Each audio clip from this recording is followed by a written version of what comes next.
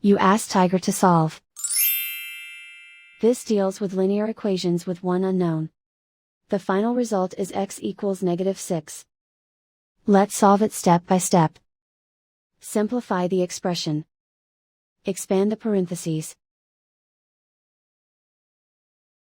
Multiply the coefficients. Simplify the arithmetic. Expand the parentheses.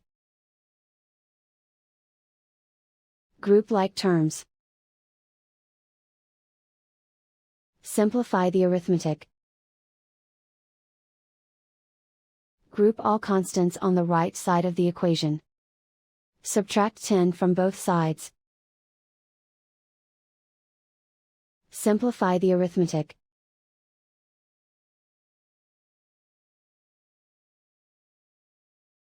Isolate the x.